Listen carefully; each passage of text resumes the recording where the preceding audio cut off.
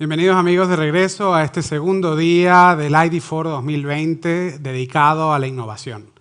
En este momento pues quisiera darles las gracias a todos aquellos que siguen conectados con nosotros y que nos están siguiendo desde el primer día de la celebración del ID Foro 2020. Quisiera en este momento darle la bienvenida a Rodrigo López, CEO de Bit4ID, quien estará moderando a partir de ahora la siguiente presentación y ponencia a continuación. Rodrigo, bienvenido. Perfecto, David. Muchas gracias. Muchas gracias por la introducción.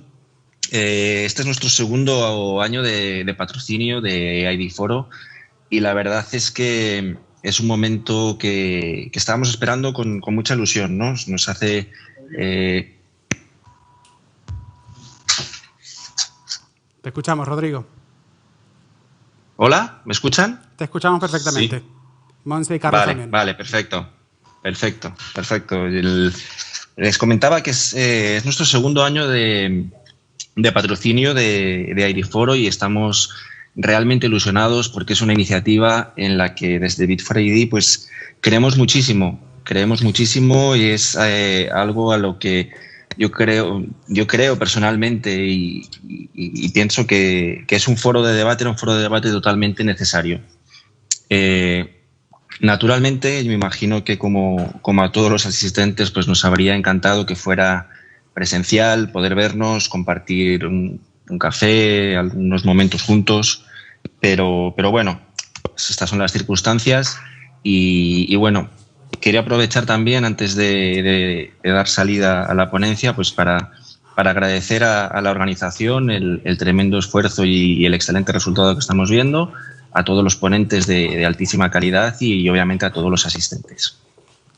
La ponencia que vamos a llevar a cabo a continuación está centrada sobre el modelo de la identidad digital de Alastria. Alastria es un consorcio que está impulsando el desarrollo de la tecnología blockchain y no quiero tampoco pisarle el terreno ahora a Monse, que lo va a explicar seguro mejor que yo, pero bueno, solamente ponernos un poquito en situación.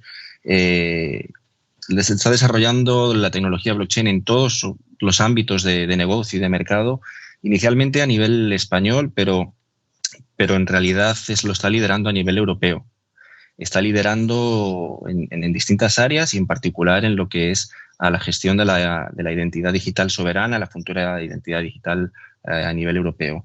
Nosotros en Bit4ID hacemos parte de Alastria desde hace aproximadamente un poquito más de un año y bueno,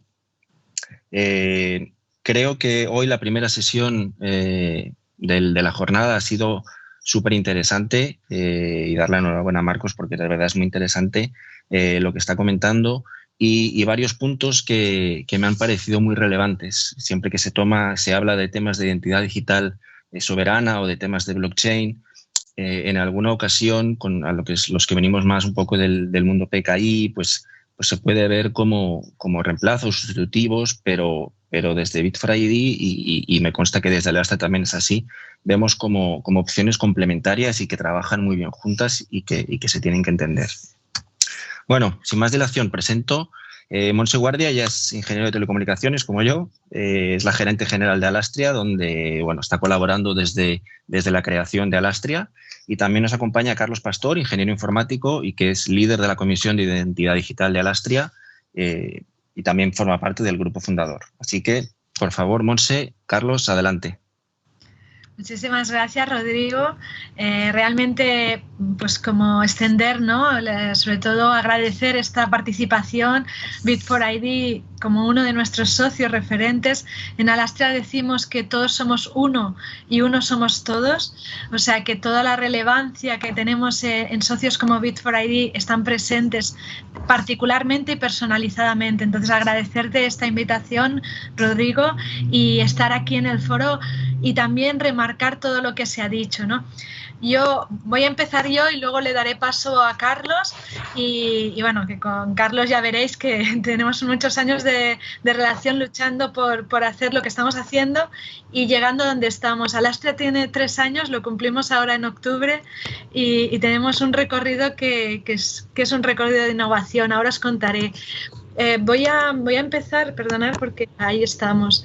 Yo voy a empezar y me gusta siempre empezar con esta slide porque hemos oído, ¿no? Hemos tenido esta tarde pues tanto la ponencia de Marcos, fantástica, de Marcos Allende, de LangChain, como luego la mesa, ¿no? Yo creo que hemos recibido muchos mensajes muy interesantes y me gustaría que reflexionáramos, ¿no? Esta slide es para recordarnos que dentro de nuestra vida, ¿no? Del bit y el byte y el mundo, ¿no? Y todo el día a día y todo lo que está pasando alrededor nuestro, sobre todo en este año de pandemia, siempre podemos, ¿no? Sacar la cabeza por la ventana cuando estemos confinados o salir cuando no y ver ese cielo y pensar en esas nubes y tener esa capacidad que tenemos todos de crear, ¿no? Yo creo que es importante resaltar que este mundo, este siglo XXI en el que estamos viviendo tan aceleradamente, el mundo de las tecnologías de la información y su aplicación, tan trascendental como lo que estamos hablando en este foro, que es la identidad digital, necesitamos y precisamos como humanos ese espacio para imaginar y para crear.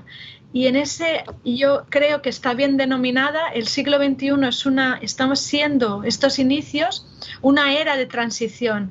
Estamos transicionando en un mundo más físico, ¿no? En el mundo del siglo XX, donde todo es tangible y las cosas son algo que vemos y es real, y la ingeniería es más ingeniería industrial, ¿no? Si queréis decirlo, y electrónica, a un mundo donde la ingeniería es de telecomunicación o de la información, este mundo del siglo XXI que es digital. Que queramos que no, todo el mundo estamos rompiendo esa frontera entre tener accesibilidad o no al mundo digital, y es uno de los grandes retos que tenemos encima de la mesa para los siguientes 9 años, que es la sostenibilidad de este planeta y el dar acceso, el dar esa conectividad a todo el mundo y democráticamente. Quedaros con esto, ¿no? Yo creo que el eje trascendental son las personas.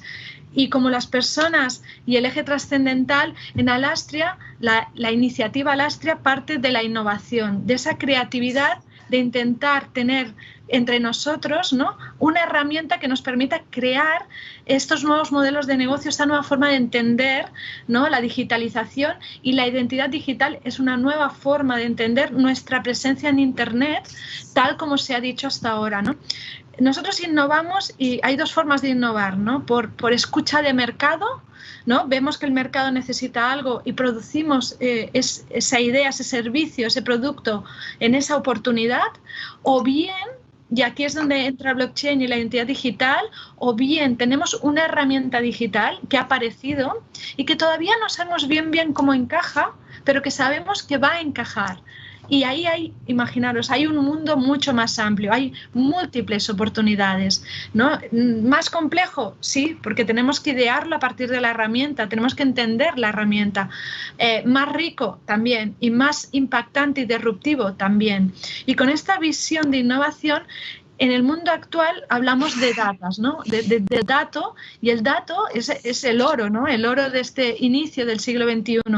Pero tengo que confirmaros que el dato no es nada si no hay una calidad, ¿no? En ese dato, si no hay una entrada, si no puedes protegerlo, si no puedes utilizarlo y darle contexto para que se convierta en información, si no puedes darle significado para que se convierta en conocimiento, y finalmente para todos los humanos, si no podemos percibir y extraer ideas y crear con ese conocimiento, no estamos utilizando ese dato como ese oro, como ese petróleo, ¿no? Entonces, ese marco donde precisamos dar contexto, significado y conseguir tener sabiduría, en ese marco entran las tecnologías descentralizadas, las redes blockchain. ¿Y por qué digo esto? Porque hasta ahora los sistemas de información han sido centralizados, ¿no? La información va de nuestro móvil, de nuestra pantalla, a un servidor que está central, que se procesa, ese dato se procesa ahí, se trabaja ahí, se cubre de seguridad, como bien decíamos con PKI, se cubre de seguridad, pero en seguridad centralizada, en redes centralizadas, tenemos seguridad perimetral, ¿no?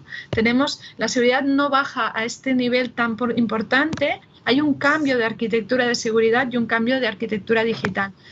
Rompemos ese marco, nos vamos a redes descentralizadas, redes donde todos los nodos que participan en esa red transmiten la cadena de información, y esa información está en un bloque, ¿vale? Está ya securizada y es una etiqueta, es una imagen. Pasamos a otra forma de estar presentes en este mundo digital, en la telecomunicación, en la transmisión del dato.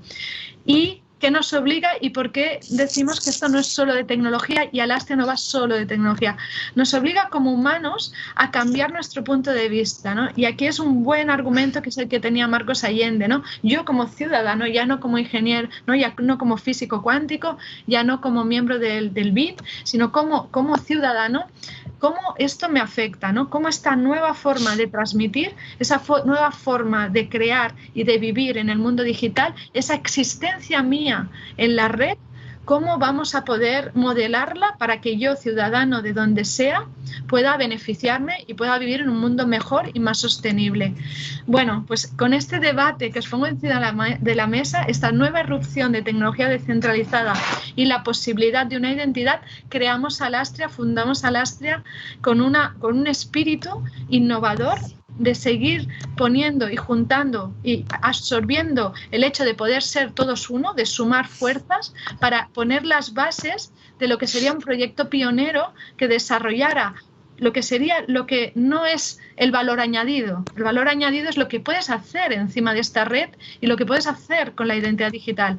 Pero hay que crear esa red, hay que estructurarla, hay que dotarla de metodología, hay que dotarla de norma, hay que ver si el marco legislativo aplica y a partir de ahí puedes crear servicios, puedes crear nuevos modelos de negocio.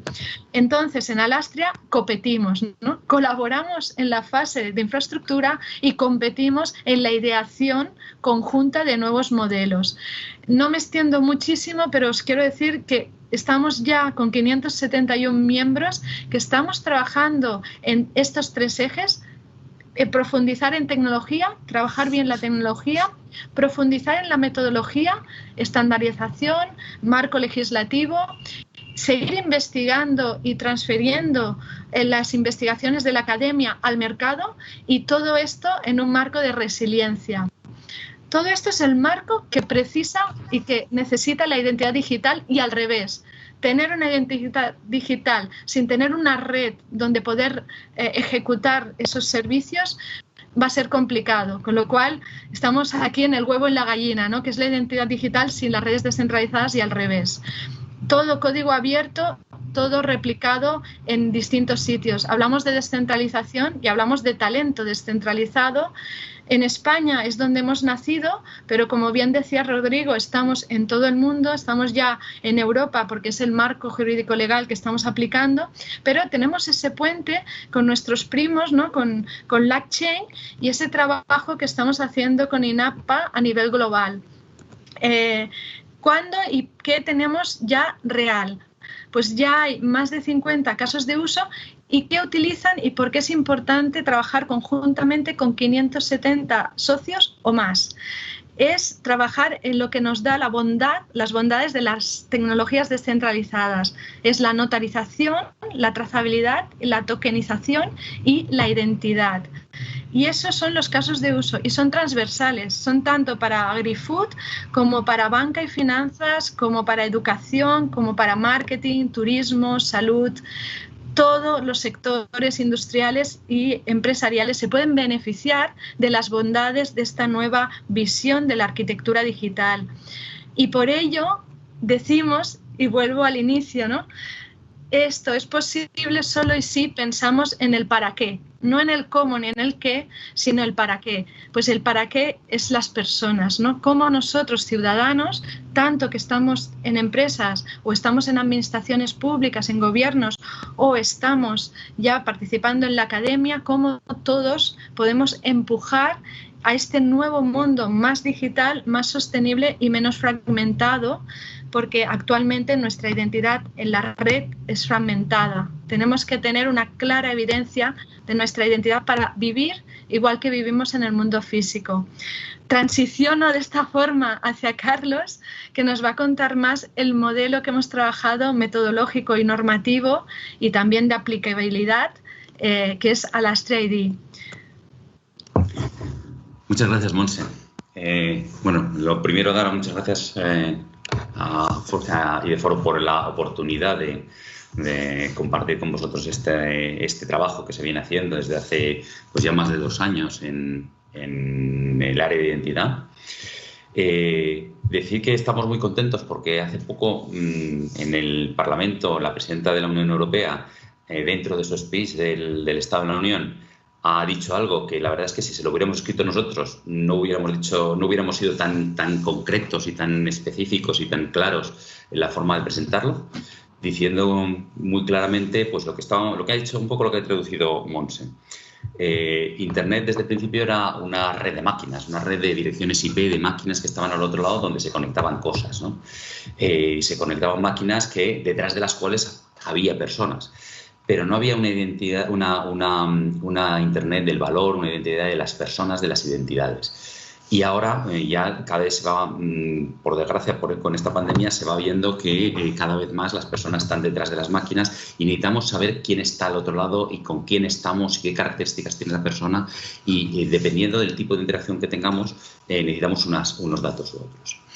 Y por otra parte, hemos visto también el surgimiento de empresas que están utilizando, acaparando, cogiendo nuestros datos para todo tipo de usos y, como dice la presidenta, pues una vez le damos unos datos en una web, ya no volvemos a saber qué pasa con ellos. Y a pesar de que hay una regulación con muy buena intención que dice que tenemos el derecho de acceso, tenemos ese tipo de cosas, en la práctica es prácticamente imposible de ejercer. ¿Por qué? Porque para empezar tengo que averiguar cómo ejercerlo ante cada una de las entidades a las que le he dado mis datos y como me han hecho firmar unos términos y condiciones que dice que lo pueden utilizar básicamente para lo que quieran, pues esos datos se distribuyen, se desparraman, diría yo, por todo Internet y ya no tengo ningún control sobre esos datos ni sobre el uso que se da de esos datos por parte de esas entidades que me los han pedido originalmente.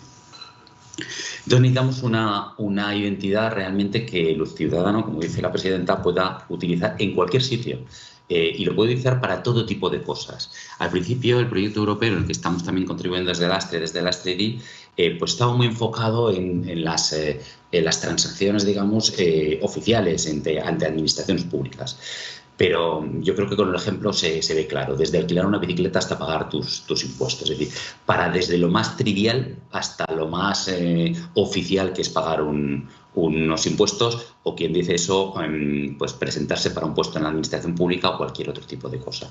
Pero cubriendo ya el foco de la identidad, de la regulación y de la identidad europea, ya no está solo en las cosas oficiales, sino en que lo utilice todo el mundo para todo. ¿Por qué? Porque si lo utilizo para cualquier cosa, para mi día a día, lo utilizaré también cuando tenga que hacer una transacción en otro país que me tengo que desplazar. Si no lo utilizo en España, no lo utilizaré cuando voy a hacer una gestión en Alemania. Si no lo utilizo para alquilar una bicicleta, probablemente tampoco lo utilizaré, o en cada país habrá una solución diferente que utilizaré para conectarme con mi administración pública. ¿Pasa a la siguiente, Monse? Al final, ¿por qué hace falta eso? Porque mis datos están distribuidos y yo lo que quiero es tener ese control, recuperar ese control y de la misma forma, con la misma facilidad que conectándome a una página web doy mi dato, llevar un registro de ese dato y tenerlo ¿dónde? Pues donde queremos tenerlo todo en estos tiempos, en mi móvil, en mi móvil donde tengo el control de mis datos personales, donde almaceno o donde al menos tengo el control sobre todos los datos personales y los utilizo para todo tipo de cosas, ¿no? Una sola solución que me permita eliminar los datos de mi compañía de seguros, de mi banco o de mi página web, de mi red social donde los he dado. Una sola mecanismo que me permita hacer todo eso. ¿Pasamos a la siguiente? Pero claro, si queremos construir esa solución, evidentemente queremos poner el foco en el ciudadano. Pero si no conseguimos que también para las empresas y para el sector público sea útil, pues no querrán, digamos, sumarse a esa ola, sumarse a esa iniciativa que va a conseguir que la identidad europea se utilice en todas partes. Tenemos que conseguir que las empresas no solo estén obligadas por la ley a hacer algo, sino que digan, oye, es que esto funciona mucho mejor, me protege a mí en el cumplimiento de la ley, pero facilita a mis usuarios la relación con ellos, le doy servicios de valor añadido, puedo utilizar sus datos porque me los ha cedido y además además yo tengo la garantía de que me los ha cedido para un propósito y por lo tanto los puedo utilizar con total garantía para eso. Ha salido que hay las multas que han sido a nivel europeo. Por desgracia en España no salimos muy bien y creo que somos de los países que más multas se han impuesto. A lo mejor lo que quiere decir que nuestra autoridad de protección de datos es de las más eficientes. Es decir, no es que seamos los menos cumplidores, sino que nuestra autoridad vigila bien, lo cual es muy bueno, ¿no? Es decir, tenemos que conseguir eso. Ahora, ¿cómo funciona eso en la vida real? En un caso de toda la vida de alquilar un coche. Yo cuando tengo que alquilar un coche y lo quiero hacer online, no quiero ir al chinguito donde me alquilan coches, sino que, digamos, desde mi móvil, desde mi PC, quiero alquilar ese coche. Le tengo que demostrar a quien me va a alquilar el coche o el que va a hacer por un periodo vacacional o de estos del car sharing, ¿no? Le tengo que dar mi carnet de conducir, a lo mejor le tengo que dar mi DNI, a lo mejor le tengo que demostrar que tengo una tarjeta de crédito en la que me va a poder cargar eso y además si quiero que no me apliquen el recargo de ser menor de 25 años, le tengo que demostrar que son mayor de 25 años. Todos esos datos claro, yo lo puedo decir todo eso. Si yo se lo hago un escaneado, pues podría manipular el documento, podría hacer muchas cosas, ¿no? Si yo consigo que el emisor de ese DNI digital o de ese carnet de conducir me facilite una credencial en un formato estandarizado por W3C que yo llevo en mi móvil y que cuando me lo pide el que me alquila el coche, yo simplemente me aparece una petición y digo, pues parece razonable, es para alquilar un coche y me pide estos 3 datos, yo le doy a un botoncito y se los entrego. Eso da garantías para todo el mundo. Por una parte, el que me emite el dato me da un servicio de valor añadido. El que lo consume, además de que es fácil para mí alquilar el coche, por lo tanto, se disminuye la tasa de abandono, lo que consigue es que saber que ese dato que yo le doy está certificado por el emisor y por lo tanto es fiable. Se reducen mucho los costes de adquisición de los datos, la calidad del dato y además se lo doy asociado a un propósito que es alquilar un coche. Es decir, no se lo doy para que lo utilice para lo que quiera. Si lo inspeccionan, tiene esa constancia de que yo lo he hecho. Pasamos a la siguiente y todo eso utilizando blockchain como garantía. Si avanzas a la siguiente transición, ¿qué pasa cuando, imagínate que esa tarjeta de crédito yo la he cancelado, pero yo la sigo conservando, el papelito, el plástico lo sigo conservando. Yo lo podría intentar seguir usando, pero si el banco sabe que yo lo he cancelado, ¿qué hace? Podría decir, oye, ese dato ya no es bueno, pero claro, yo podría hacer lo que me hacen a mí a veces cuando quiero cancelar un dato, es decir, ignoro esa petición de que elimine la credencial de mi tarjeta, no le hago caso. Bueno, el emisor, el banco, también podría decir, bueno, pues se lo digo a todos los que lo hayas usado, pero es que no lo sabe. Precisamente el modelo lo que impide es que el emisor, el de la tarjeta de crédito, sepa con quién lo he compartido yo, a quién le he dicho yo que soy mayor de 18, de 25 o cualquier otro dato, o que soy licenciado en informática, ¿no? Entonces no sabría a quién decírselo. Y ahí es donde viene, o por otro lado, cuando yo como usuario quiero decir, borra este dato que te di anteriormente, en ese sobrecito que he rellenado con esas credenciales que me han dado anteriormente, le digo, oye, esos datos que te di, como ya he alquilado el coche y ya no te lo voy a alquilar más porque no me gustó el servicio, pues no quiero que lo sigas usando. ¿Cómo se lo digo? Le mando me conecto a su web, averiguo cómo, le mando un fax o le mando un correo que van a ignorar o... No puedo hacerlo. Avanza el siguiente, por favor. Vale. No soy capaz de hacerlo porque necesito su colaboración. ¿Cómo podría hacerlo en este mundo virtual de forma fehaciente, de forma segura, de forma transparente, de forma fácil para el usuario? Aquí es donde viene también al rescate el blockchain. ¿Pasa a la siguiente? Lo que hago es, el emisor no se lo dice al usuario ni se lo dice a los posibles service providers. Simplemente escribe en blockchain, oye, esa credencial que emití anteriormente, esa credencial de la tarjeta de crédito, esa credencial del carnet de conducir, esa credencial del pasaporte, de que eres licenciado en informática y descubro que has hecho trampa en el examen y te retiro el título, no te lo digo a ti, lo digo públicamente en blockchain. Y ahora vendrán los temas de protección de datos. No vuelvo para atrás, perdona. Si el usuario, a su vez, también quiere decir, oye, esos datos que te di anteriormente, quiero que los borres, no se lo digo al proveedor de servicios, no se lo digo al que me alquila el coche, que puede hacer como que no se lo he dicho, puede ignorar, necesito su colaboración para decírselo, sino que directamente escribe en blockchain, oye, ese dato, bórralo, ¿vale? Entonces, nadie puede negar tanto que el emisor lo ha hecho y el proveedor de servicios puede consultar si ese carnet de conducir sigue en vigor o no, o yo le puedo decir, borra ese dato que te entregué anteriormente y el service provider, el alquilador del coche, tiene obligación de cumplir esa petición que le he hecho. Entonces, ahí lo único que hay que hacerlo, y no voy a entrar en los detalles porque creo que no es el foro adecuado para hacerlo, se hace utilizando simplemente distintas referencias para que esas escrituras en blockchain no pueden hacer correlacionar, no puedan saber que el usuario se ha relacionado, por ejemplo, con un banco determinado, que cuando va a hablar con otro banco pues no quiere que lo vean, o he alquilado el coche ya a un alquilador de coches, o imagínate que lo que he hecho ha sido comprar unos libros esotéricos y no quiero que todo el mundo pueda ver en blockchain eso, ¿no? Entonces, todas esas referencias, todas esas escrituras que se hacen en blockchain de forma fehaciente también se hacen de forma privada. Aunque se escribe de forma en un sitio público, se escribe con referencias abstractas, es decir, esas credenciales que me han transmitido y que luego pueden revocar, se asocian con una referencia que utiliza el emisor y dice, oye, ya esa no es verdad. Como yo se la he entregado al proveedor de servicio, ese sí puede mirar que eso ya no es verdad. Pero nadie más puede saber que esa referencia, que esa credencial que se me emitió era mía. Pertenecía a Carlos Pastor y por lo tanto no pueden haber esas correlaciones que es, digamos, lo que se está haciendo ahora en Internet, correlacionar todos los datos para al final perfilarme y saber todo lo que hago en todo el mundo. Entonces lo hacemos con mucho cuidado de forma que esa correlación no es posible. No se puede identificar a la persona simplemente por esa información que hay en blockchain. Mientras que las credenciales y las presentaciones de credenciales se hacen por fuera de blockchain, no se utiliza blockchain precisamente porque es inmutable y todas esas características de blockchain que ya nos conocemos, ¿no?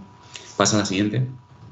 Bueno, ese modelo que se ha definido y es fruto del trabajo de un montón de gente en la Comisión de Identidad, hemos estado trabajando pues desde al principio que lo hacíamos sin pandemia con pizarras y esas cosas, pizarras, bolis, escribiendo y contándonos cosas, pues ahora por desgracia lo tenemos que seguir haciendo un poco más difícil, pues conectándonos por Zoom o por Teams, por lo que sea, ¿no? Bueno, ese modelo de identidad en el que se ha trabajado un montón de gente, desde típicos consultoras, pero también empresas, bancos, despachos de abogados para dotarle de la seguridad jurídica, etcétera, que hemos trabajado un montón de gente y yo soy simplemente la cabeza visible a veces de este esfuerzo. Yo diría que ha sido un éxito en el sentido de que se está adoptando por muchas, hay proyectos ya concretos que se están utilizando. Hace unos días salió la nota de prensa de que se había terminado la prueba de concepto de un proyecto Dalion, que es precisamente para poner en marcha esto por grandes entidades, por grandes empresas en España, ¿no? Pero no solo eso, también se ha utilizado como base del nuevo estándar que ahora mismo todavía no está aprobado, se ha puesto ha estado en periodo de apertura para que la gente pueda, de consulta pública, para que la gente pueda mandar comentarios sobre esa propuesta de norma. Es la propuesta de norma española, el 71307, dentro del Comité de 307, que dirige también alguno de nuestros queridos socios. Entonces, eso ya está.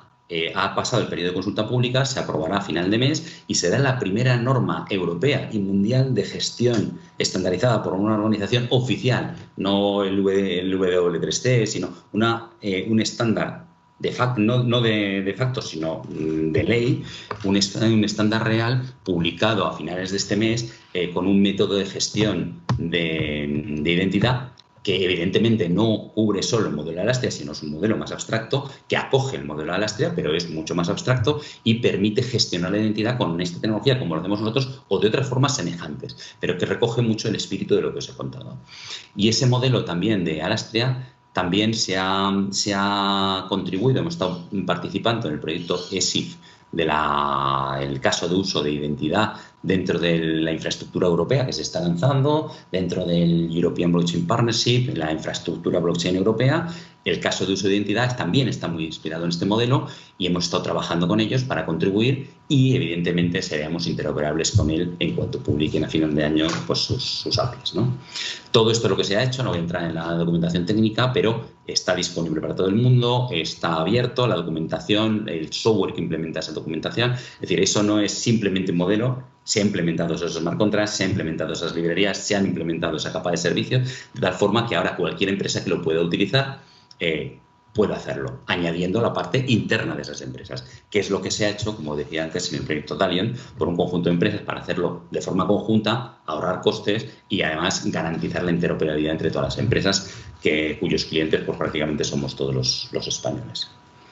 Y yo creo que con esto creo que ya no queda ninguna slide más. Bueno, ahí está la documentación, simplemente por referencia. La documentación, como he dicho, es pública, es accesible. Atendemos en la medida de lo posible las consultas sobre la documentación y sobre lo que se está haciendo. Y con esto acaba la presentación.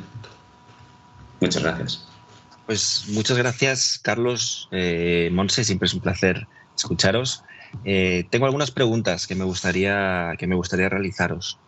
Me gustaría, Montse, Carlos, como vosotros consideréis, pues profundizar un poquito más en el papel y en esa vocación internacional o de estandarización o de estandarización a lo mejor un poco de facto que tiene Alastria, ¿no? Que yo creo que seguramente la iniciativa ha sido de estandarizar para la industria, para los casos que se iban identificando, pero en la práctica estamos viendo que estamos siendo reflejo para reguladores o para entes normativos. Entonces, a ver si me podríais ampliar un poquito sobre esa iniciativa, sobre esa vertiente de Alastria.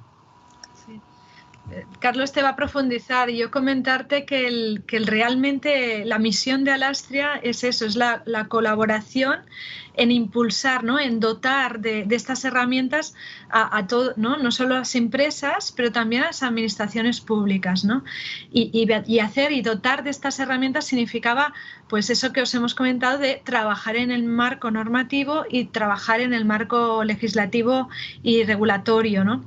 En ese trabajo y en innovación abierta lo que hacemos es invitar, ¿no? A todos los agentes y esa triple hélice de innovación, ¿no? Todo el mundo aporta su punto de vista que va a ser distinto, hace que realmente no perdamos o minimicemos los riesgos, ¿no? Nos hace ser más resilientes. Entonces, en este espíritu, pues sí que es verdad, y aquí Carlos puedes comentar, ¿no?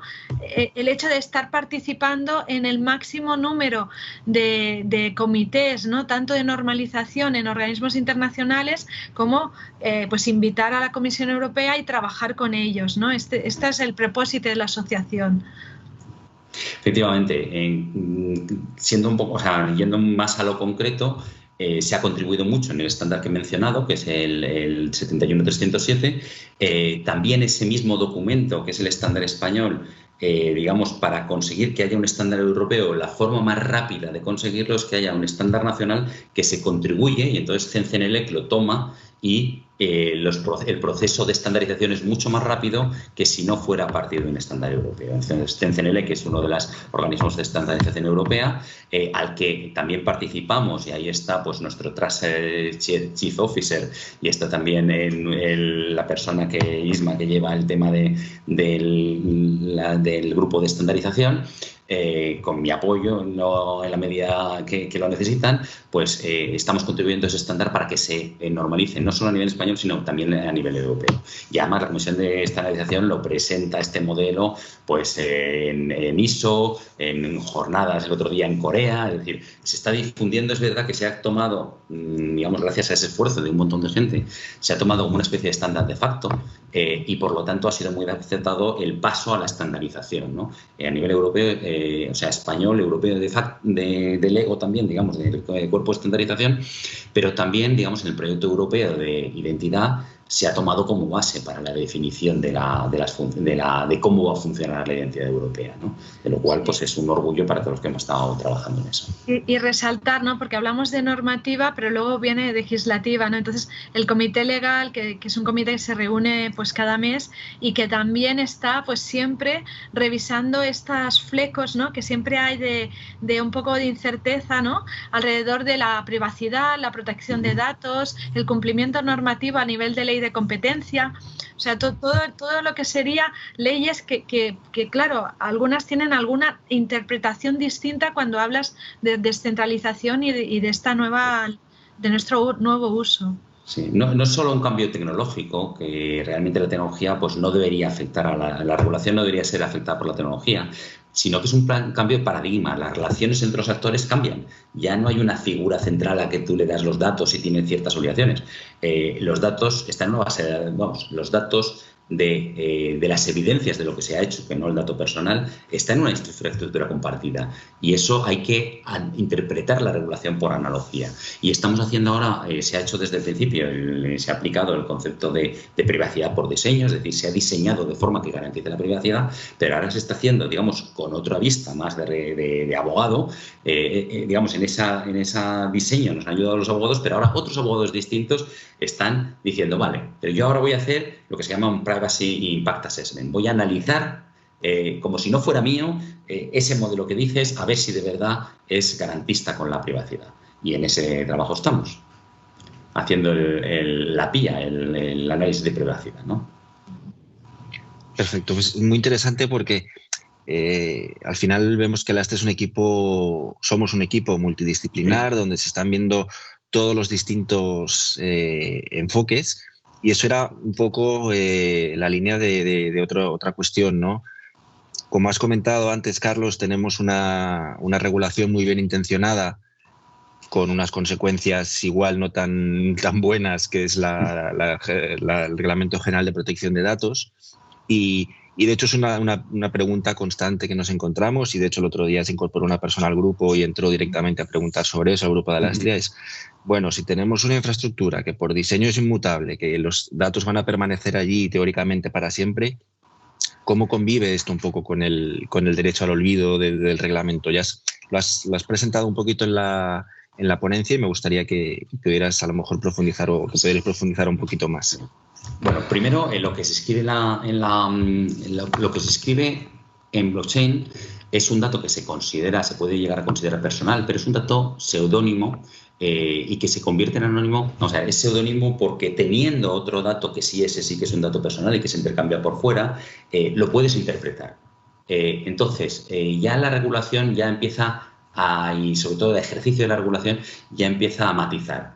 Ese dato es seudónimo para el que tiene la credencial o tiene la presentación de credenciales, pero realmente es anónimo para todos los demás, porque todos los demás no saben qué significa ese dato. Al final vamos a poner que estoy escribiendo una pizarra y digo, referencia 23.000, sí. Pues eso realmente, solo para el que entiende a qué se refiere la referencia 23.000, tiene sentido. Pero para mí, que no sé lo que es el 23.000, pues no significa nada. Es un dato absolutamente anónimo. Y además, en el momento en que yo ejerza mi derecho al olvido, realmente como lo debo ejercer, que es diciéndole al que le he dado ese dato, bórralo, y tiene la obligación de borrarlo, en el momento que ese dato personal de verdad, por decir llamarlo así, no es en términos legales, sino en términos coloquiales, el dato personal de verdad lo borra, ya ese dato no tiene, el dato que está en la cadena, aunque no lo borre, no tiene interpretación posible, porque ya no existe el dato al que se refiere. Y al eliminar la referencia, se ha convertido otra vez en un dato anónimo para todos. Si el borrado es efectivo del dato personal, ese dato deja de ser seudónimo y se convierte en absolutamente anónimo. Y esa es la interpretación que estamos proponiendo a nuestros topes de seguridad y que esperamos que se acepte. Sí, Rodrigo, has dicho algo que es muy importante, ¿no? El hecho de Alastria, estamos trabajando perfiles multidisciplinares, ¿no? Pues nosotros venimos del mundo de la tecnología de la información, pero claro, nuestra visión clara de algo se borra, algo no se borra, hay que trasladárselo a la visión jurídica de los abogados, que no tienen por qué tener la experiencia, ¿no? de qué significa esto en una línea de código, ¿no? Entonces, ese diálogo, yo creo que Alastria hemos conseguido, ¿no?, establecer un diálogo muy bien, no sé cómo decirte, ¿no?, muy depurado del lenguaje, ¿no?, muy fluido y muy depurado de la comprensión de algunas etiquetas, ¿no?, y de cómo se aplican dependiendo, ¿no?, del carisma profesional o del marco profesional. Entonces, creo que eso es muy importante, que lo resaltemos, porque es un trabajo de tiempo, ¿no?, de esas reuniones. Y, por ejemplo, hemos aplicado agilidad, ¿no?, hemos aplicado Agile, que esto los tecnólogos, pues nos parece que lo tenemos bastante bien asumido, no tiene por qué estar asumido en ninguna otra profesión. Entonces, lo estamos aplicando con diseñadores, con abogados, con todos. Y luego menciona una cosa muy importante que has mencionado tú anteriormente, y es que los TSPs, que representan un poco las soluciones que se estaban utilizando, que se siguen utilizando a día de hoy y que son francamente muy útiles. Esto que estamos construyendo no aparece para reemplazar y con independencia y sin tener en cuenta la regulación actual. Es decir, precisamente uno de los trabajos que se ha hecho muy interesante es un análisis dentro del proyecto ESIF. Se ha hecho un análisis de la relación entre SSI, el modelo SSI abstracto, digamos, y el modelo que se está implementando en ESIF en particular, y EIDAS, y cómo se puede utilizar EIDAS desde ya y cómo en el proceso de renovación de la regulación que se está haciendo en EIDAS, cómo influir en ese proceso de regulación para que encajen mejor esas dos soluciones, ¿no? Pero, evidentemente, la identidad, las firmas cualificadas, los certificados cualificados, todo eso no dejará de existir, ni mucho menos, y habrá, con el principio de proporcionalidad, que también está recogido en regulaciones europeas, en unos casos de uso que haya que utilizar una cosa, haya que utilizar otra, y desde luego estará entrelazada, funcionando, interoperando, y posiblemente una de las formas de generar credenciales sea a partir de certificados digitales emitidos de la forma clásica, ¿no? Y como, bueno, tú lo conoces muy bien, que has participado en esas discusiones, la forma de crear el identificador inicial de una persona puede estar anclado en una identidad fuerte, legal, representada por un tercero digital, emitido por un tercero de confianza, con una gestión de claves en la nube, en un HSM y todas estas cosas, ¿no? No son mundos que ahora, es decir, nosotros hemos bebido del mundo SSI, pero con un anclaje en el mundo legal, no con un enfoque absolutamente un poco adamista, como diría algún compañero nuestro de Alastria, intentando crear un mundo nuevo sin tener en cuenta que existe un mundo que funciona y que tiene un anclaje legal, y desde luego todo lo que se hace no solo es que cumpla la ley, que por supuesto, sino que además quiere ser legalmente relevante. Es decir, esas acciones que se anclan generan evidencias utilizables para demostrar cosas ante un juez en el peor.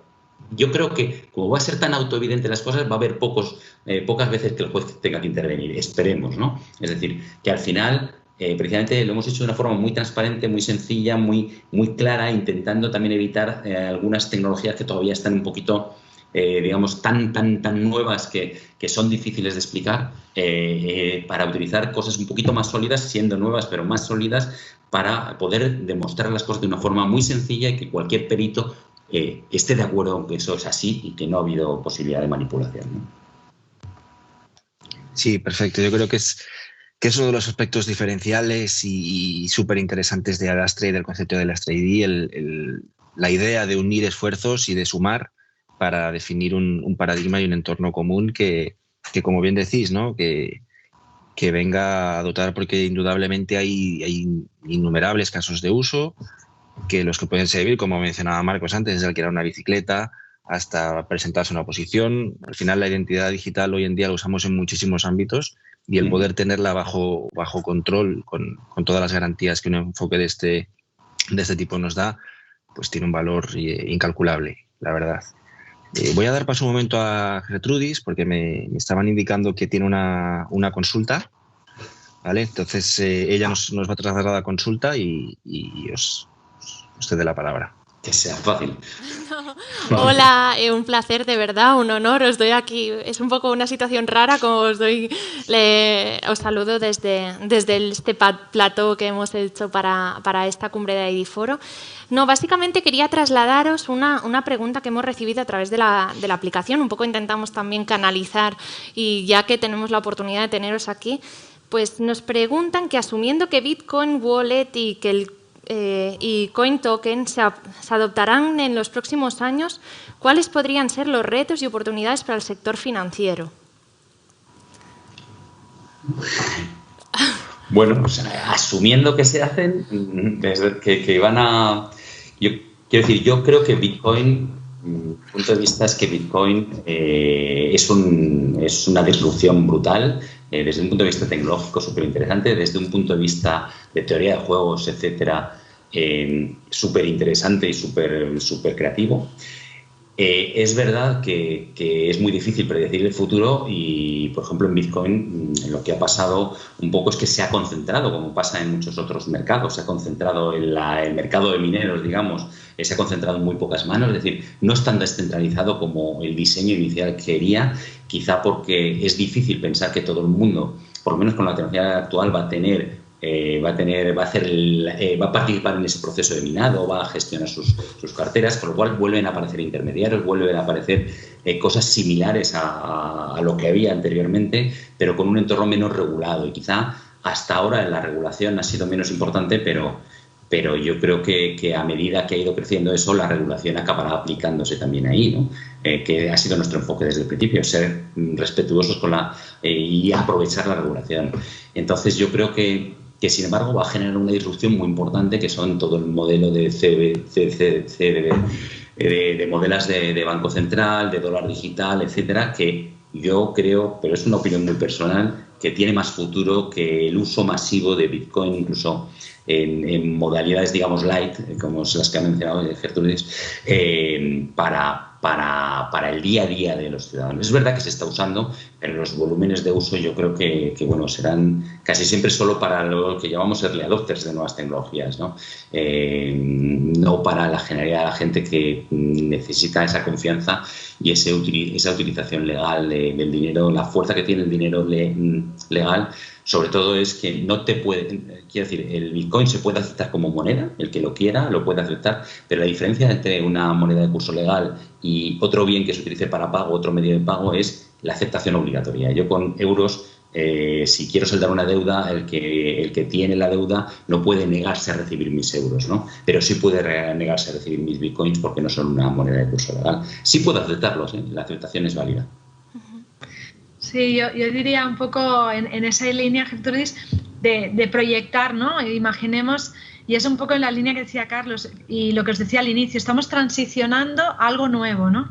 Entonces, cuando estás transicionando, y ahí me apoyo en la cuántica, ¿no? de Marcos Allende, no sabemos hacia dónde vamos a ir, ¿no? O sea, de hecho, el hecho de irruptir, ¿no? De que haya Bitcoin y ahora haya la definición, ¿no? De la moneda, yo creo que ha habido una evolución desde el 2000, ¿no? Desde el 2015, ¿no? Hasta ahora, los últimos 5 años, donde ya se define, ¿no? Ahora ya está más claro qué puede ser una moneda de Banco Central, y ahí hay una disrupción porque la banca minorista va a cambiar, el proceso o la activación de un banco central o en su definición puede ser que cambie. Entonces estamos en una serie de hipótesis donde hay varias variables y al final la salida no tenemos muy claro dónde podría ser.